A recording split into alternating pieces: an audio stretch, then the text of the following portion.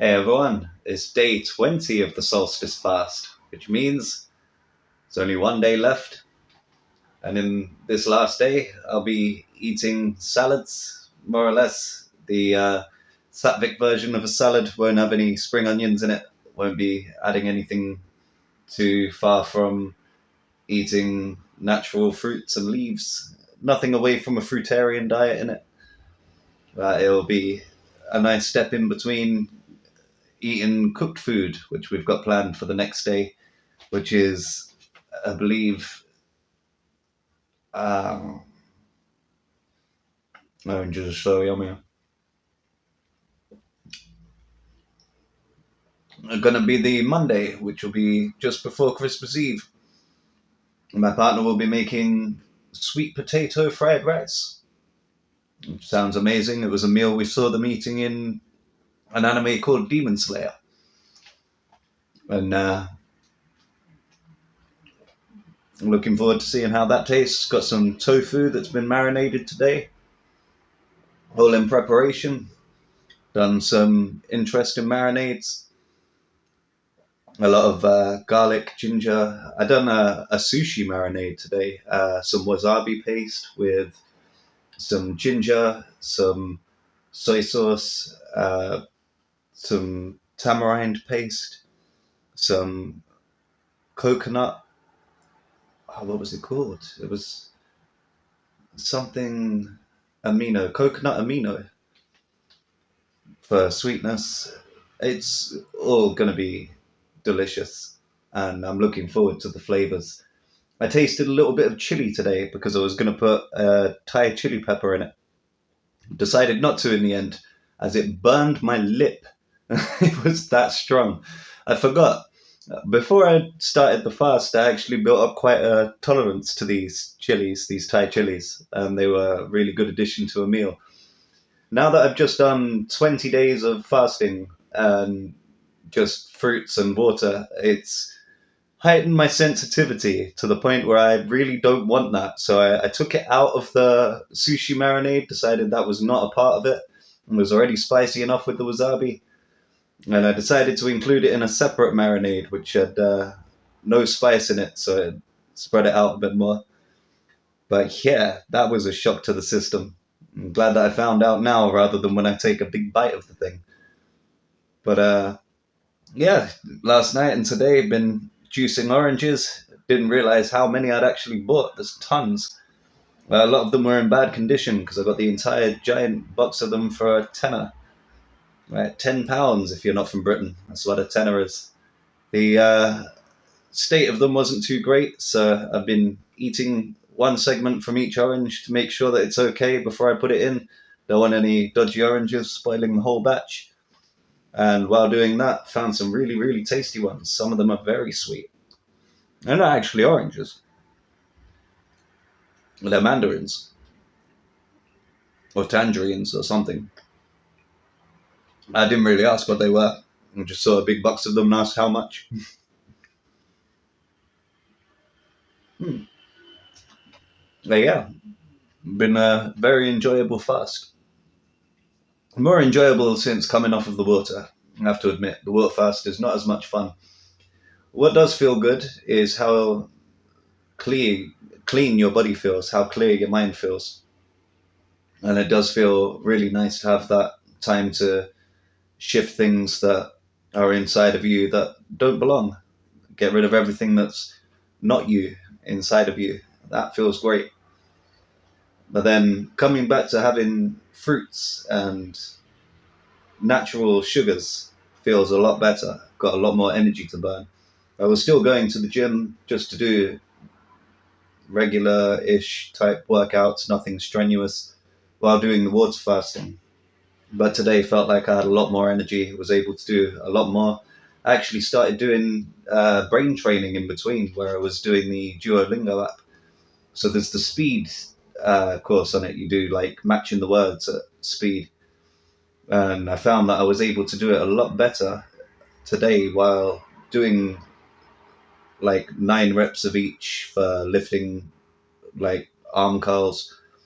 And then while the blood was flowing around my body, rather than in my prefrontal cortex, I was able to play the speed rounds with fluency because my subconscious was recognizing the words, and it does it without effort.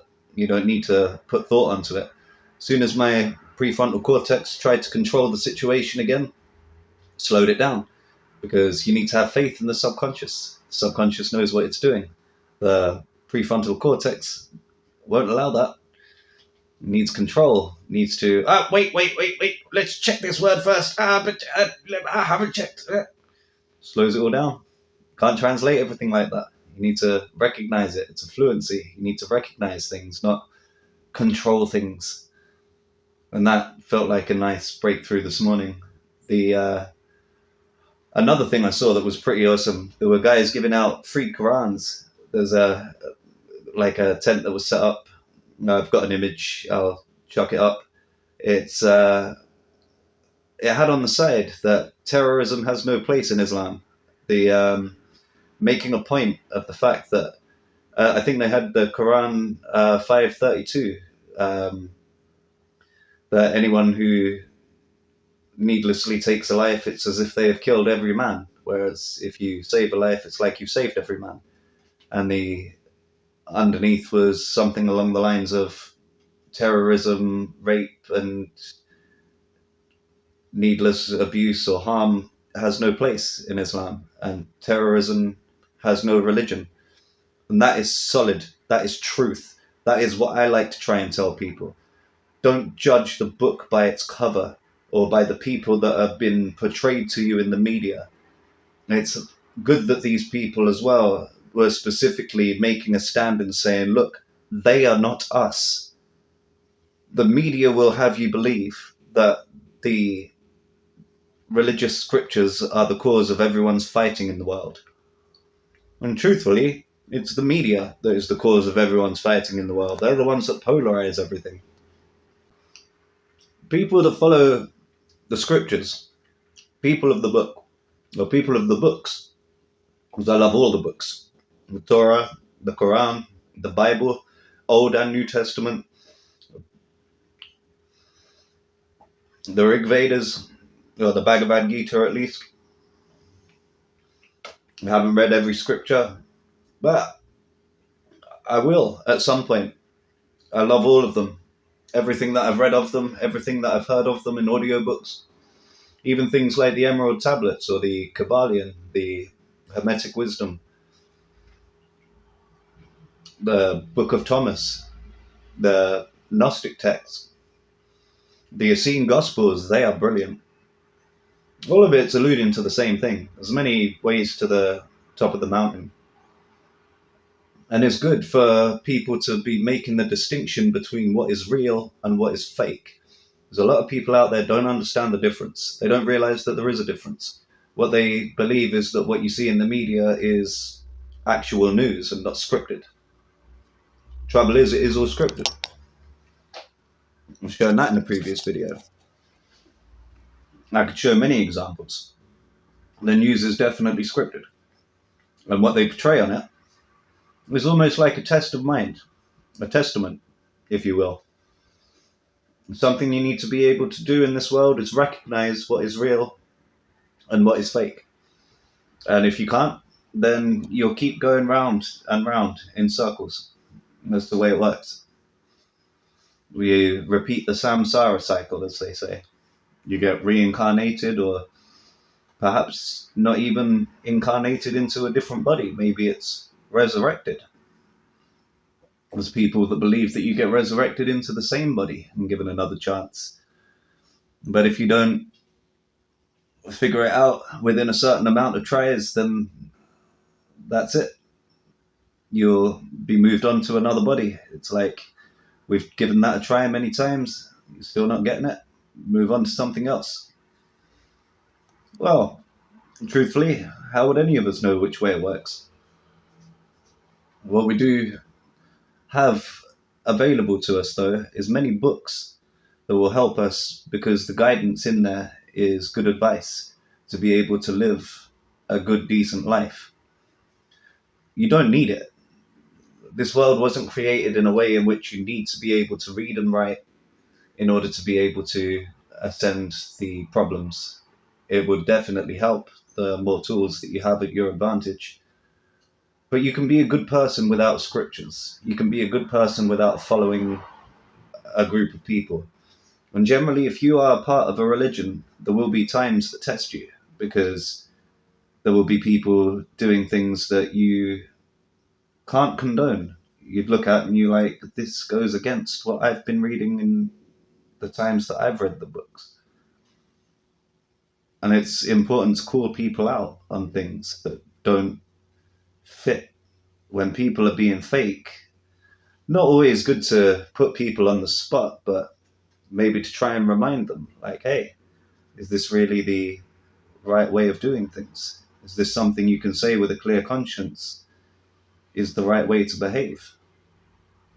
And that's something that I think everybody could do with. Like, I see a lot of people, there's stories that get posted about very rapey men doing things, and one of the top comments is, not all men.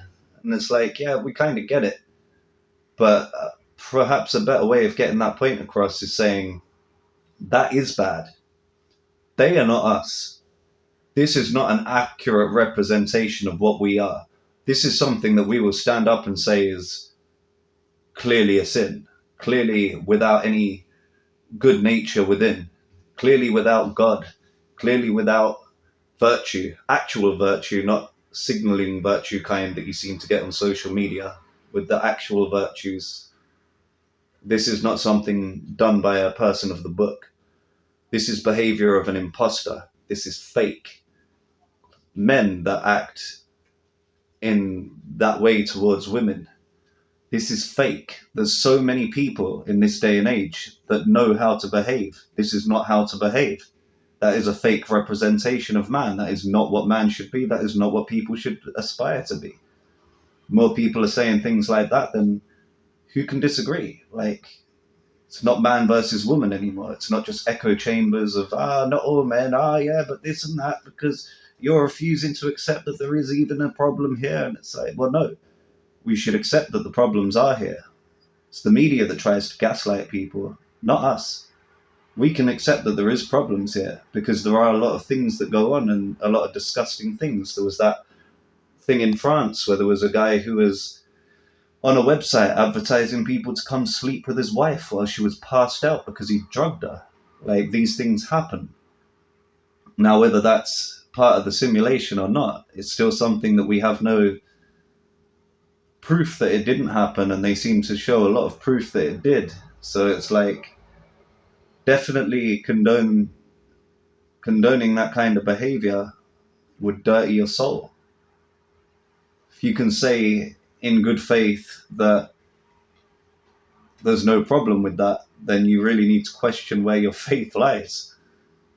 I think that it's important for people to be able to just turn and say, yeah, there are disgusting sins out there. There are disgusting acts out there that people do. And I'm not even talking about really hating the people that do it, because I am a bit of a love the sinner, hate the sin kind of person. I think everybody is capable of change. But it doesn't mean accept the sins just for sake of being loving and accepting for all, if you know what I mean. That seems to be what everyone tries to push in the media, social media. It's like you're forced to tolerate and accept everything when we really shouldn't be accepting the sins, but still accept the sinners who are willing to look at the situation and judge it in a, how can I say, like, more responsible way. And I think that would be a lot nicer if people were to be a bit more responsible than to be reactive, because everyone gets triggered and reacted. People react in such ridiculous ways when they get triggered. And I think a lot of that comes down to only having one point of view, one point of view that's fed to them on a loop. It's given as a echo chamber that social media is definitely guilty of this. I remember seeing a video that came up on TikTok where this girl was showing that her and her boyfriend watched the same video on TikTok and they got a different list of comments that came up. One that was catered for men, one that was catered for women. It was something about a man standing a woman up. She was waiting over an hour for him to turn up to this restaurant for a date. And the women's comments were all about, oh, he's a waste of space, what a zero. The men's comments were all, oh, she's just overreacting. It was a problem with work. These things happen, something along those lines. Like, but the fact that it caters to each person based on what person you are, which is at very least on gender in that example, but also with other things, because AI can separate people into different groups based on responses that come up, popular responses. And a lot of people remember when YouTube, especially, was involved in shadow banning and other sites. Realize I'm saying this on a video going onto YouTube, so wish me luck. And just like speaking truth, and I don't mind who I offend when it comes down to speaking truth. I'll suffer the consequences if need be. I had a friend mentioning something earlier about views. I'm not in the least bit concerned. I don't worry about how many people see me. I'm not in this to get big and famous. I'm here to share a message and pay it forward. These are things that help me turn my life around, find a better way of being. It's brought me a lot of happiness and a lot of clarity. And I like to share this. It's not something that I need promoted. It's something that I'm quite happy exactly where I am. I feel like I've got exactly what I need right now. Like I wouldn't know what to do with thousands of views. Like for me, it's I like having people filter through. I fully have faith in the universe and believe that everybody that needs to see these messages will see these messages. If you're not seeing them, it's because you're not ready. If you're watching this, then the message is for you. What you do with it is up to you. I don't, it's not gonna. If you, it could just be entertainment for you. You don't need to go on a fast or take any of the things I say as advice. This is an entertainment channel. But what I do like to do is remind people of what I consider to be the most truthful things that I've ever thought, heard, or seen. And one of those involves people getting shadow banned, which is a thing and did happen. And I see people, they were getting a lot less views based on what they were talking about. See, there's certain things, certain topics that were hot topics at the time. You weren't allowed to talk about them. I never experienced that because I didn't have a YouTube channel, but I saw lots of people having their channels removed because of things they were talking about. And then I had personally been kicked off of Facebook for sharing videos of the police allowing people into Capitol Hill. Very simple video. You can't imagine that there'd be too much offensive about that. I mean, what goes against community guidelines there? It wasn't like I added personal opinion to it that made it one way or another. It was raw footage being posted. I think maybe with the caption, "Can you believe this?" Since I'd been kicked off, I was suspended, I think, for a week on Facebook, but straight away, because they shut down my ability to speak freely, I never posted on Facebook again. Like it's been 5 years, 4 years, nearly 5 years. Not got any interest in Facebook whatsoever. I keep it for Messenger. That and I occasionally go on there to look at people's birthdays because it intrigues me when I learn different things about star signs. And I start to maybe think, okay, who do I know that's like Capricorn or Virgo or something? And I'll scan through a bunch of people that have their birthdays around that time. And then that gives me an idea of the type of person that It's to match up in my head whether or not I believe what I'm reading from whatever site is telling me that these people, or whatever book is telling me that these people have these attributes. I look at the people I've met in life, try and figure out if there's anything that resembles that attribute, and that's what I use Facebook for now. Like, for education, I suppose. And occasionally it's nice to see other people if they're doing well. I've replied to a lot of people that have spoken to me on Messenger, because even though it's a part of Facebook, it's a very useful tool for keeping in touch with people, and I didn't like the idea of completely shunning everybody.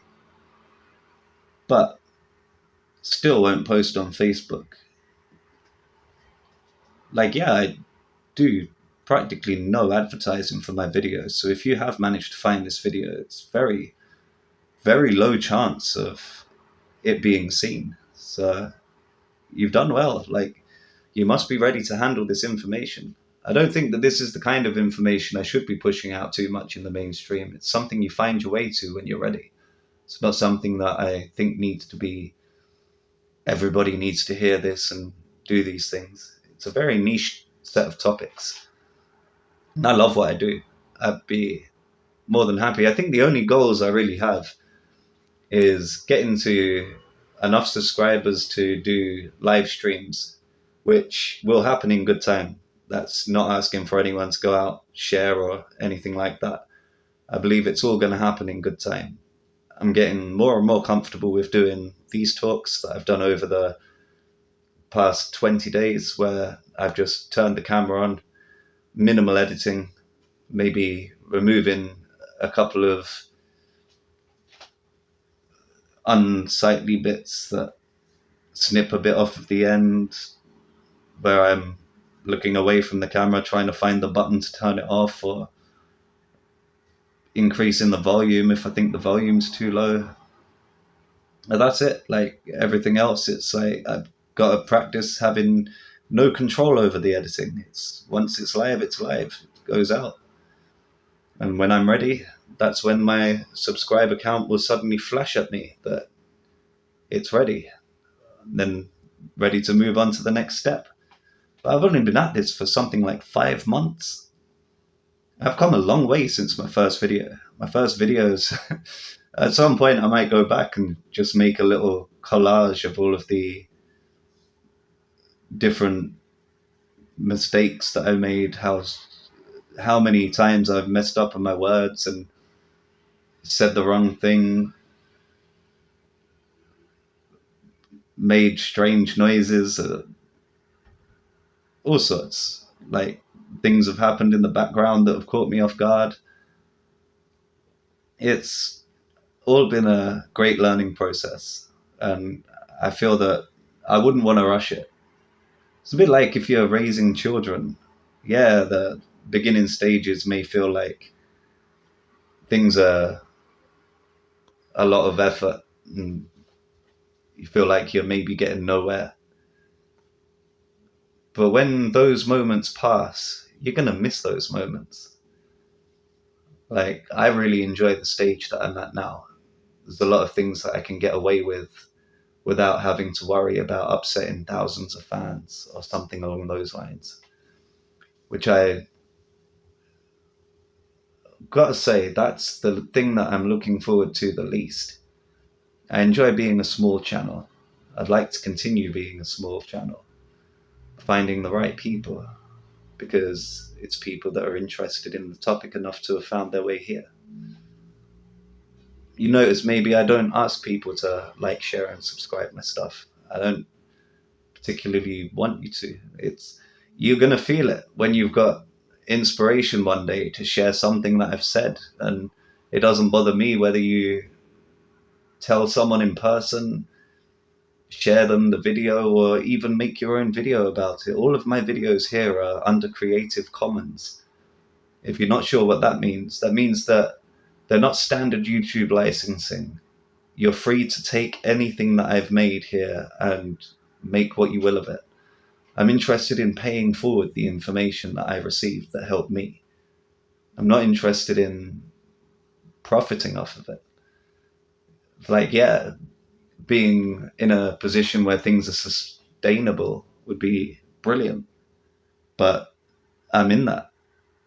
I don't mind if I can't maintain it long term and maybe have to get a part time job to be able to cover a few extra expenses and pour the rest of the time into the videos. I'd be quite comfortable with that.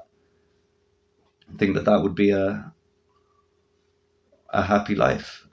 I enjoy doing these for me and for those that watch. Those of you that have been with me since the beginning or joined and watched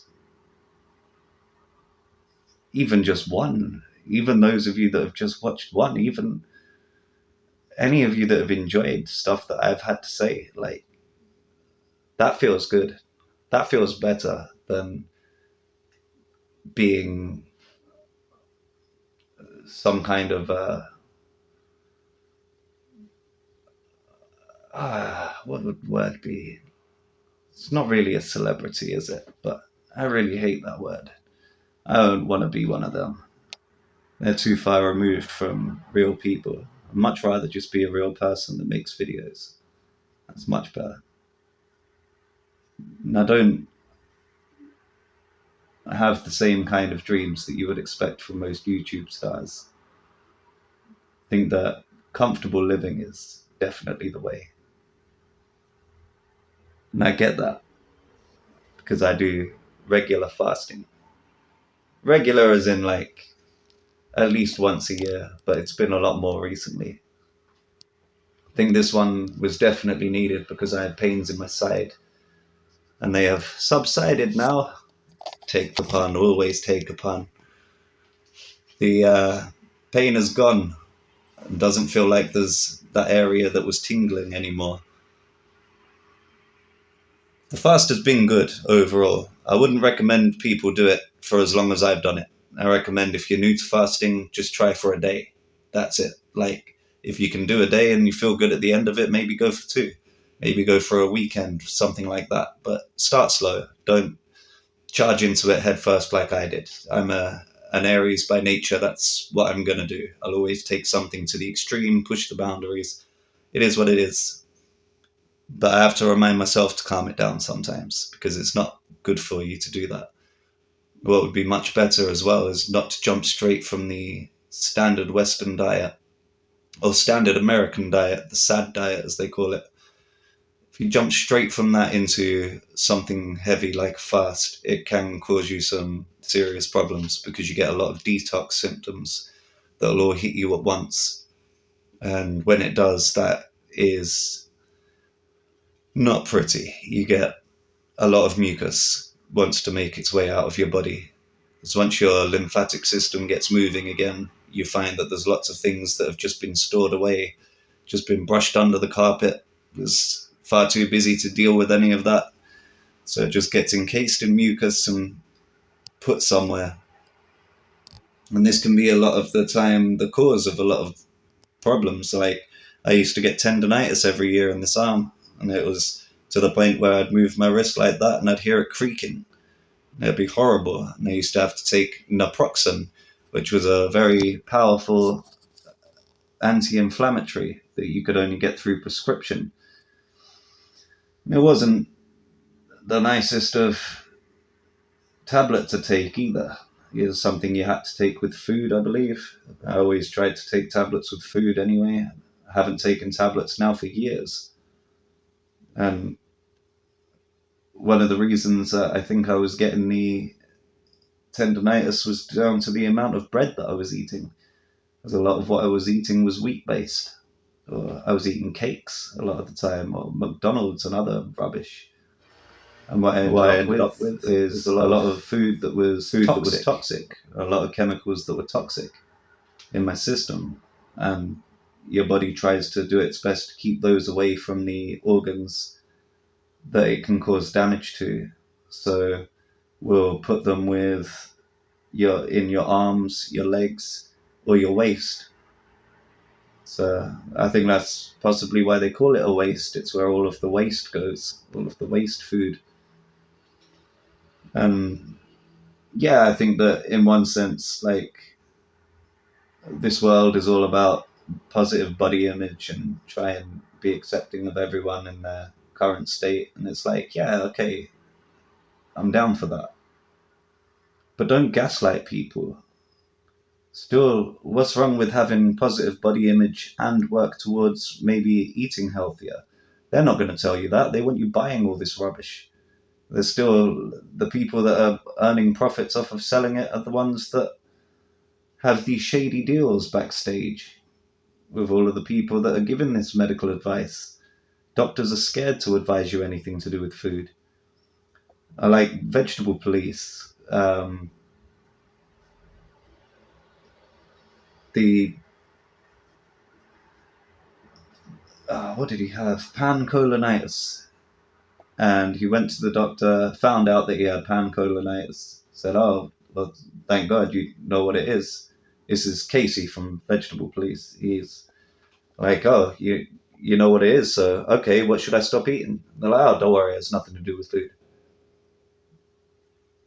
That pancolonitis, pan meaning all, his whole colon was ulcerated, had ulcers in his whole colon, and they told him it had nothing to do with food. Bit sketchy, really, isn't it?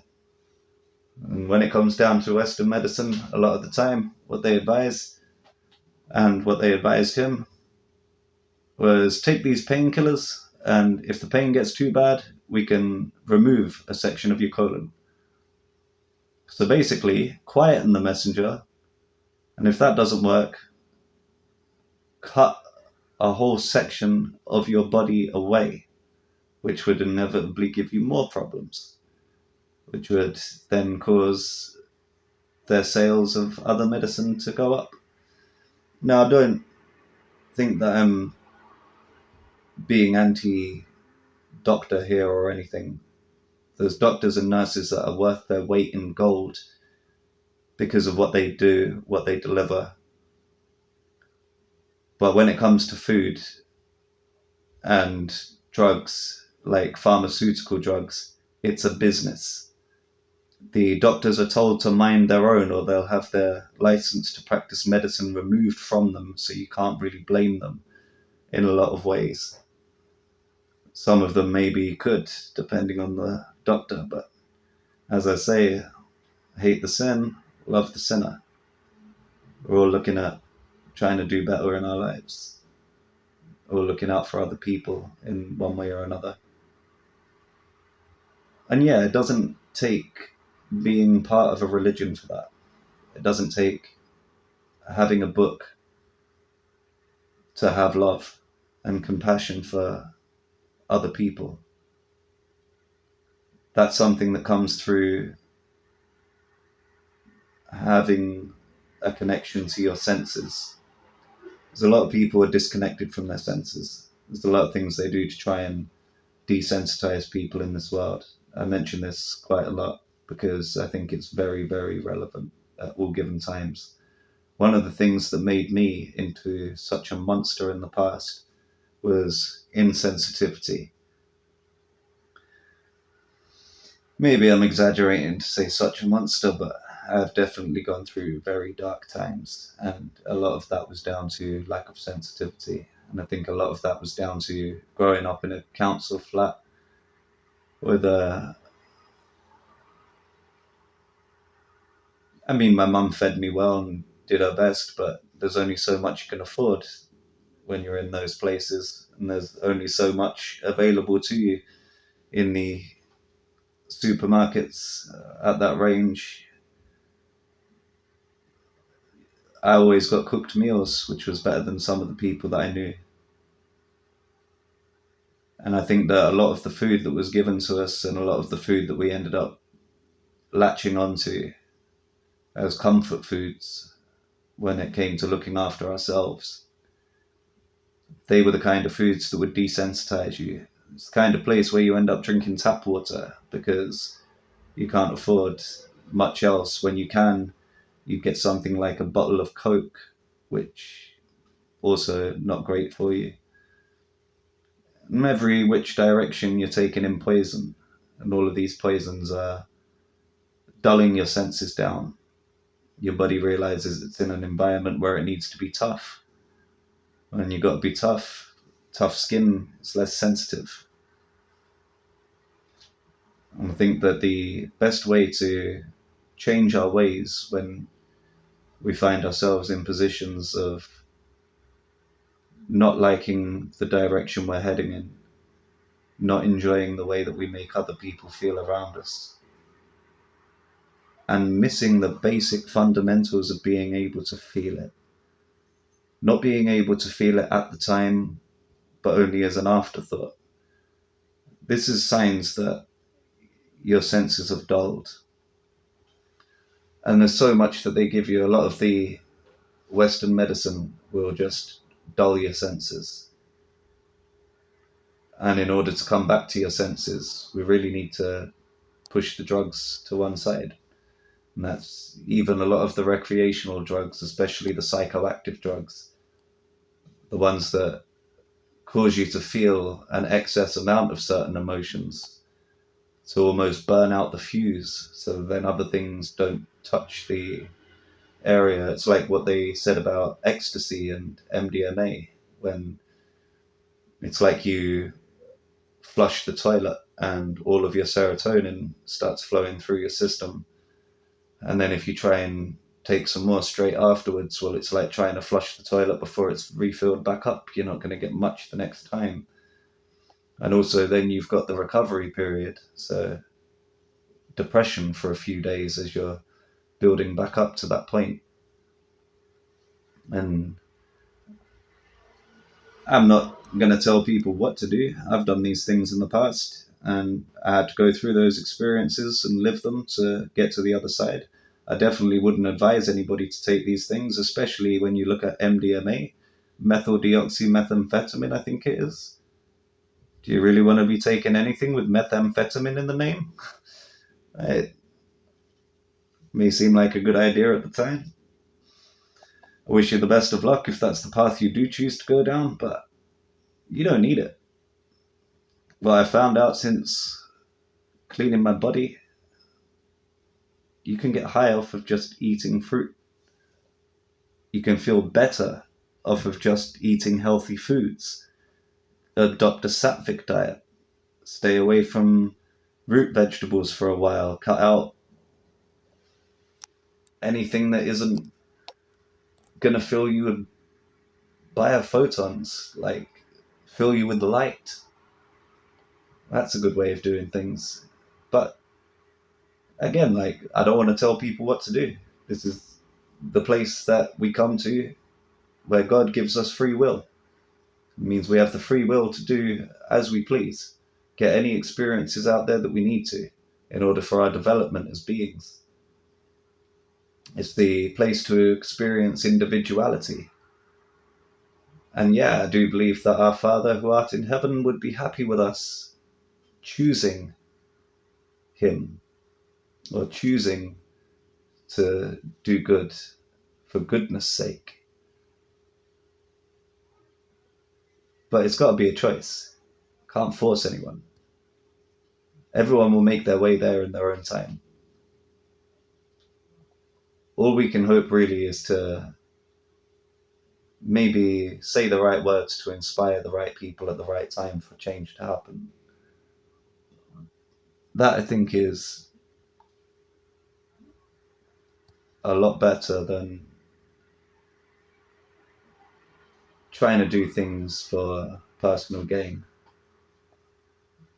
I think that in a way is personal gain because we are all one. It just means that you in another lifetime is the one that achieves the gift and the one who receives it. And that's what, especially this time of year, feels like for me. I like giving presents. I don't like receiving them as much. I've always felt a bit weird receiving a gift. I always feel like my reaction's not going to be good enough or it's going to look fake. I've always sort of looked awkward when receiving a gift and then done my best to try and not look ungrateful. Like, I don't feel right accepting things. I think I've always kind of felt like I don't deserve it. But what I do enjoy doing is giving gifts. I enjoy the feeling of the gifts being well received and knowing that it's helped someone out. That I think is definitely my way in life. That's something that I want to continue to do. If people are going to allow me to do this, then that is the best gift I can receive. Otherwise, what do I need? Like, like I've got fruit, I've got great food coming, I've got enough time to spend with my loved ones. This Christmas as well made up for last Christmas. Last Christmas, my employer let me down on the 20th of December, and I stressed about it all the way through. I wasn't at the stage where I was able to give up cannabis, so I did, but begrudgingly. I wasn't at the stage where I was ready to. Like, my partner was in a lot of pain. Her leg, her hip, her ankle, her back. She was struggling to sleep. Any weed that we did have, I was making sure she had it because it would work as a painkiller. And it didn't matter about me. I was just doing my best to power through it, but all with the mentality that I wanted to go out and punch something. Very stressful. And I felt very restless because I was used to working for like 20 years. And to suddenly not have work just didn't feel right. I didn't feel comfortable in my own skin. And this year's more than made up for it. I spent a lot of time with my partner, with my mum. I wasn't even able to visit my mum over Christmas last year. This year it feels like we already had our Christmas. And then I'm going to get to see her, hopefully before New Year, but if not, it doesn't matter. We're going to still have plenty of time to spend. I'm not in any major rush to go back into employment, but I'm still open-minded, could approach it all with an open heart. Quite happy to do a lot of different things, gain new experiences. So I don't really feel like I want or need anything. I'm fully content. And it feels good to be in this state and be able to share this field of life. Be able to share some of the things that helped get me here. I think I've been putting off doing a channel for a while because it feels like you almost need some accomplishments behind you before you start telling people about how you got there. I just didn't recognize what I was doing as an accomplishment. But I have actually achieved a lot more than I give myself credit for.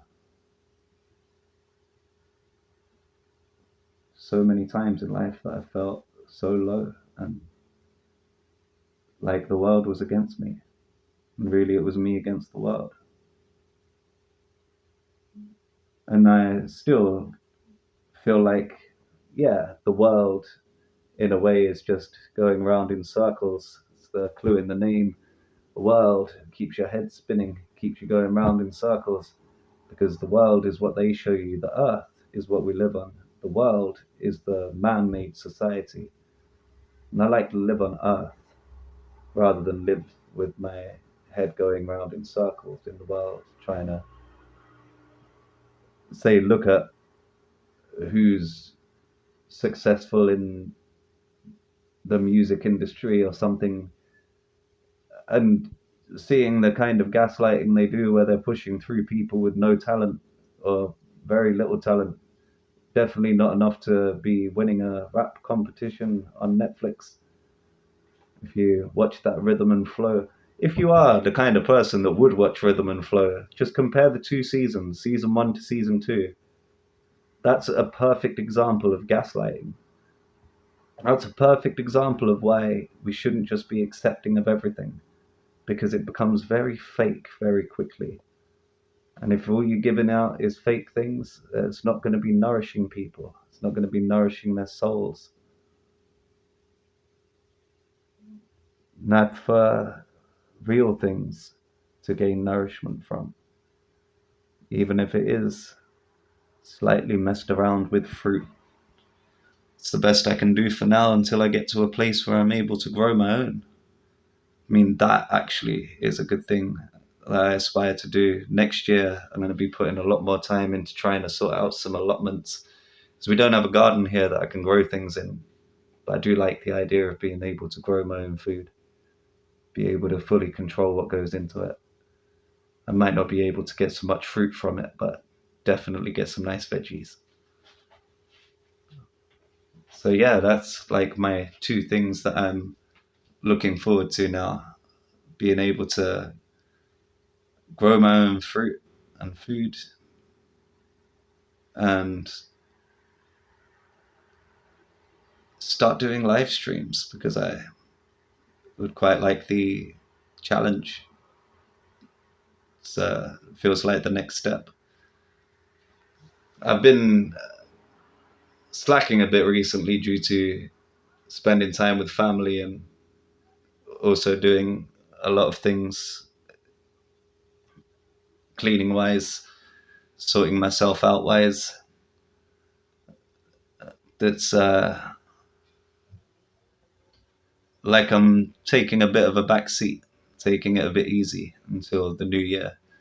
Next year, I'm hoping to pump out a lot more structured videos, and I'm looking forward to some of that as well. So there's been a lot of ideas that I've had over this period, but where I've been trying to do the videos at the end of each fasting day and get used to just talking on a bit of a ramble. Hopefully, the rambles will get a lot better. Should get a lot more structured in what I'm saying rather than trailing off and everything else that you've seen over the past 20 days. And I should learn when to find an end, an appropriate end, maybe now. So I'm not entirely sure how long I've been waffling on for. I've had a couple of times my thumbs hit the button accidentally and it's cut off. So I'm going to now need to join these three videos together, and I have no idea how long this is going to be. So yeah, if you've made it this far, thanks for watching. Stay tuned for more.